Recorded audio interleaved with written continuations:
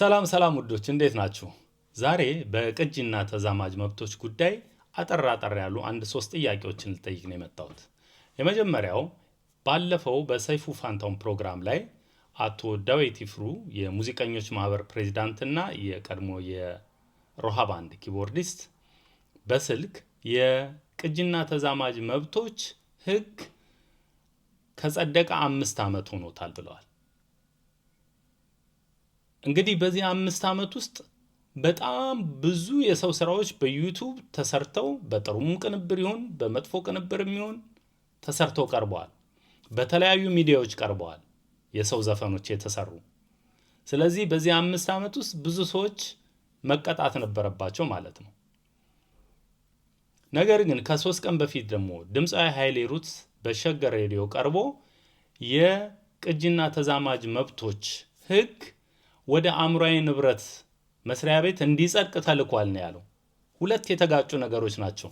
እነዚህ ሁለት የተጋጩ ነገሮች በአንድ ማህበር ጥላ ስር ባሉ ሰዎች ነው የተነገሩትና ይህን የመረጃ ክፍተት ሙዚቃ ማህበሩ በከባዱ ሊሰራበት ይገባል። ሌላው በጣም ከባዱ ደግሞ በኤአይ የሚሰሩ ሙዚቃዎች ናቸው። እነዚህን ሙዚቃዎች አሁን ካለው የቅጂና ተዛማጅ መብቶች ህግ ጋር እንዴት አጣጥማችሁ ትሄዳላችሁ? እነዚህ ሙዚቃዎች ሲሰሩ በጣም በብዙ የዩቲዩብ ቻናሎች ነው። እነሱን ለመቆጣጠር ከፍተኛ የሆነ የቴክኖሎጂ አቅም ይፈልጋል። እንዴት ነው የሚደረገው?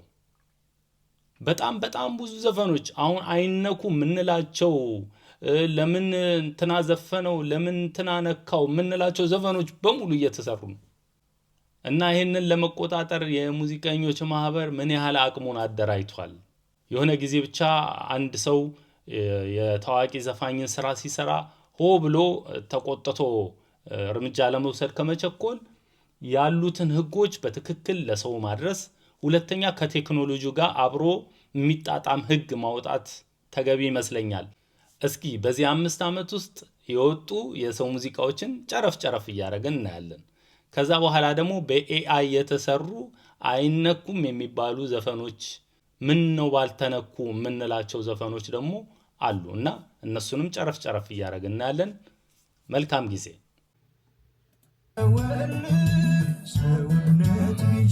እንግዲህ ዝም ብለን ካንዱ ነው የጀመርነው። እነዚህ ሙዚቃዎች በቅርብ ጊዜ ወጡ ናቸው። በ2023-24 በፈረንጆች በ2 እና 3 ዓመት ልዩነት ነው። እንግዲህ የተመልካቹን ቁጥር ማየት ትችላላችሁ። 365,000 ተመልካች አይቶታል። በጣም የብዙ ሰዎች ዘፈን ነው የተዘፈነው እዚህ ላይ። የሙዚቃ ቅንብሩም እንደምትሰሙት ነው።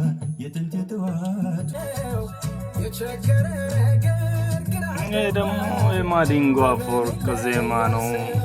ነፍስ ይማር። እንግዲህ ማዲ ቤተሰብ አለ፣ ግጥም ዜማ ደራሲዎች አሉ። ግን ዩቲዩብ ላይ ተለቆ እንግዲህ ይህን ያህል ተመልካች አይቶታል። 169,709 ገደማ ተመልካች እና እዚህ ላይ በጣም ብዙ ዘፈኖች ነው ያሉት።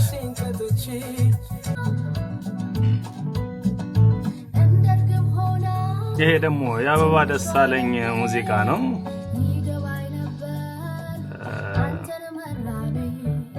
ወደ 10,000 ቪው አለው። 10,463 ገደማ። እንግዲህ በአኮስቲክ የሙዚቃ ስታይል ነው የተሰራው። ይሄ ደግሞ እንግዲህ ጋሽ አረጋኝ ወራሽ የሰማ አይመስለኝም እንጂ እና ዘፋፈን ቢሰማው ራሱ በጣም ሊቆጣ ይችላል። የሚገርመው ወደ 59,000 ተመልካች አለው እና በጣም ከባድ ነው።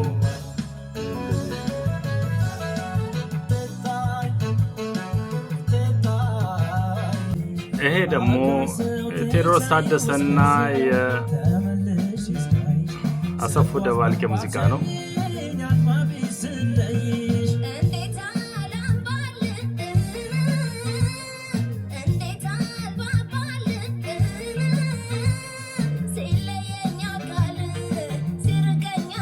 እንግዲህ ወደ 29508 ቪው አለው። እንግዲህ የሁለቱ ግጥም ዜማ ደራሲዎች አሉ፣ ሙዚቃ ቅንብር አለ። እነዚህ ዩቲዩብ ላይ እንግዲህ የተለቀቁ ናቸው። ይሄ ደግሞ በቅርቡ የወጣው የዛሬ 3 ወር ገደማ ትንሹ ጥላሁን የሚባል የኔ ፍቅር የግሌ ነሽ የሚለውን የጋሽ ጥላሁን ዘፈን ነው። ወደ 379,000 ተመልካች አይቶታል።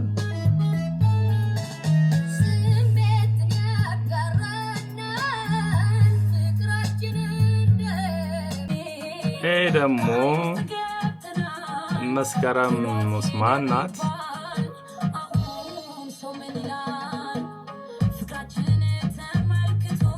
እንግዲህ ይሄም እንደዚሁ ወደ 287,000 ተመልካች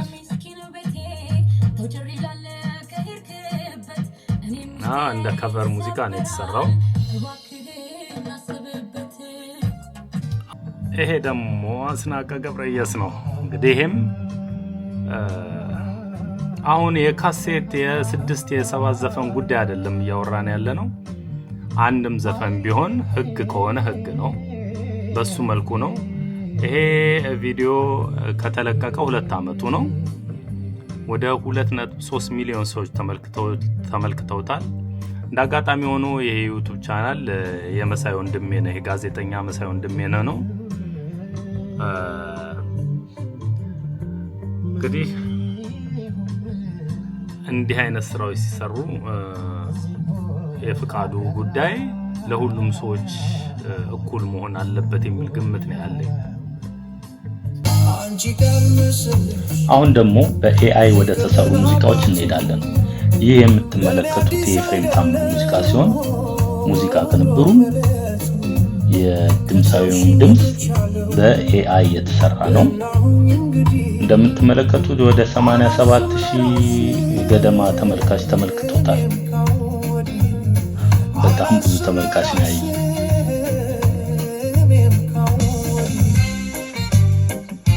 በመቀጠል ደግሞ የጋሽ ጥላሁን ገሰሰ፣ ይሄም እንደዚሁ በጣም ጥሩ ሙዚቃ የነበረ ሙዚቃ ነው። ምን ያህል እንደተለወጠ እናንተም ስሙት። ግን ተመልካች አይቶታል። ወደ 40 ምናምን ሺህ ተመልካችን አይቶታል።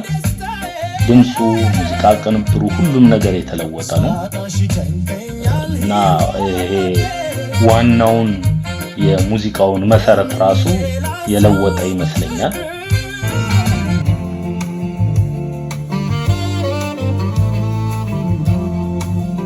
አሁን ደግሞ የተወዳጇ ድምፃዊ የአስቴር አወቀ ሙዚቃ ሰኞ ዕለት፣ ይሄን የመሰለ ሙዚቃ በተለይ ደግሞ ወደ መጨረሻው አካባቢ በሰሙት ዜማው ተቀይሮ የግጥሙ ቃና ተቀይሮ በጣም በሚያሳዝን መልኩ ነው የተሰራው እና ይሄ አሁን የመጣብን የኤአይ ቴክኖሎጂ ምን ያህል ከባድ እንደሆነ ለማሳየት ነው እነዚህ ጨረፍ እያደረጉ። በጣም ብዙ ሰው ተመልክቶታል ይሄንንም።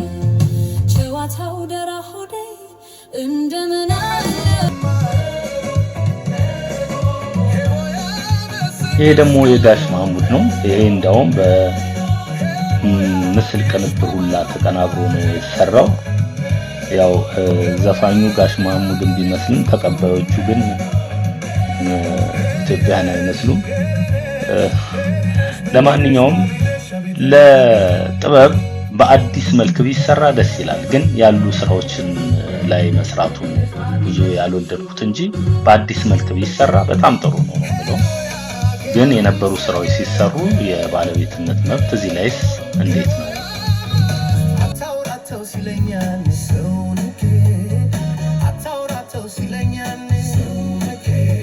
ይሄ ደግሞ የድምፃዊ ቴዎድሮስ ካሳሁን ቴዲ አፍሮ ሙዚቃ ነው። እንግዲህ ከብዙ በጥቂቱ ያሳየኋችሁ የኤአይ ቴክኖሎጂ የሙዚቃ ኢንዱስትሪያችን ላይ ምን ያህል ከባድ ተጽዕኖ እያሳረፈ እንደሆነ ነው። በአዲስ ግጥምና በአዲስ ስታይል በአዲስ ዜማ ቢሰሩ መልካም፣ ግን የነበሩትን በጥሩ ሁኔታ የተሰሩትን ሙዚቃዎች የባለቤት ፍቃድ የለም፣ የአቀናባሪ ፍቃድ የለም፣ የማንም መብት ሳይከበር በእንደዚህ አይነት ሁኔታ በጣም በብዙ ሚሊዮን እየተሰሩ ነው። የኢትዮጵያ ዜማዎች በሙሉ እየተሰሩ ነው ማለት እንችላለን። እና ይሄንን እንዴት ታዩታላችሁ? የኢትዮጵያ ሙዚቀኞች ማህበርም ከዚህ እንዲህ አይነት ቴክኖሎጂ ጋር እንዴት ራሱን እያሻሻለ ህግ ሊያወጣ ይችላል የሚለው ነው ጥያቄ። ለሙዚቀኛ ማህበር አባላት ወይ ደግሞ ለሙዚቀኛ ማህበር ኃላፊዎች እንደሚደርስ ተስፋ አደርጋለሁ። መልካም ጊዜ።